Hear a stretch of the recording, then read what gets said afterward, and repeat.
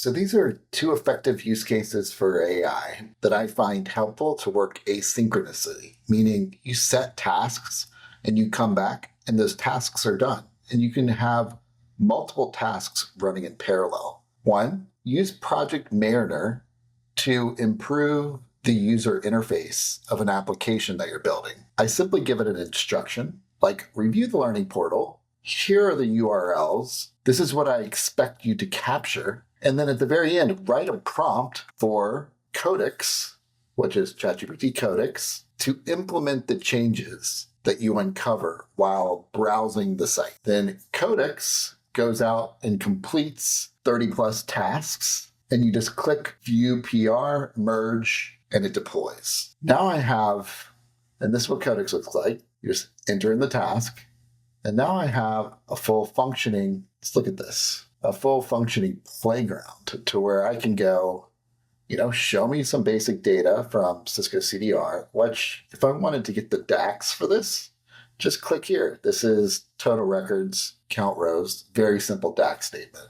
But it also gives you the filters in the visual, which card is the most appropriate, or which visual is the most appropriate, and the use case. So for each one of these different business scenarios, like a simple table, with Cisco CDR fields, what's the Power BI? Yeah, that's a simple calculated table, or blah, blah, blah. So again, really helpful. Just, have a bunch of your visuals that you can go and drill into. Now, it also created some modules, kind of updated the learning portal, the learning modules. Again, these, because I haven't enabled the sign-on or database, it's not tracking the user. I figured I can enable that because the code's already there to where they sign in with a user ID and password and it tracks the individual user. But just to get some buy-in in what people are using and chatting, I haven't enabled it yet. This is much better. If you start asking questions, you should see, how do I navigate the main dashboard? This would be really helpful. I have some guides on how they could navigate the main dashboard, but what are the fields in Cisco CUCM, CDR helpful to measure performance of a sales rep? And it will search the data dictionary, give me some ideas, tell you exactly how to set that up, and you can follow up with additional questions. So this is much cleaner, copy, paste, done. There's also the voice part, which you can talk to it. The question and answer simulator, much more effective now. You have the different modes for topics. So you have the easy mode, medium mode, hard topic.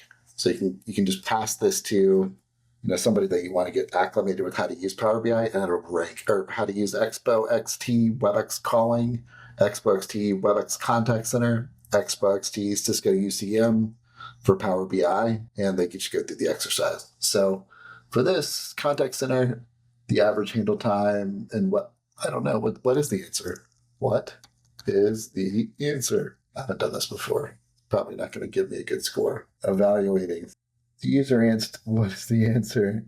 Does not address the question in any way. So let's go and do copy. Ask the assistant what the answer to this question is. Hopefully the assistant will get it right. How can an analyst integrate learning? Okay, I'm just going to copy back to the simulator, paste this in here. Hopefully the AI gets a 5 out of 5 at answering its own generated question. 4 out of 5. So definitely some room for human improvement. AI is not always perfect. So again, you have your light mode, dark mode on questions and answers. You also have your knowledge base. So this can be cleaned up a little bit. I don't like the fact that it's using Markdown format, some of these, and maybe this could be removed altogether.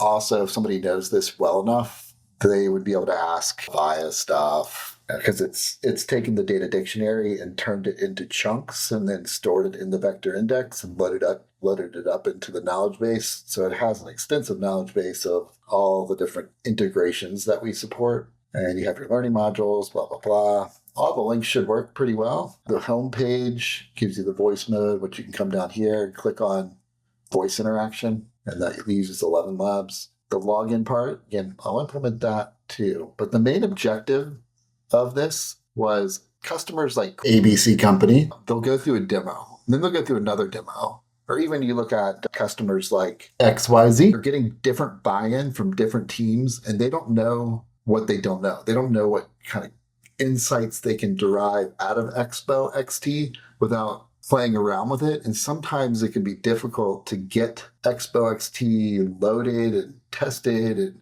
on your computer. I think when somebody can go through a guided dynamic training for themselves, they can come up with ideas, right? So again, really to use this as a sales tool for me to save time, but also educating our customers on how to adopt and utilize the different features, because there's so much stuff inside of our different Expo XT applications.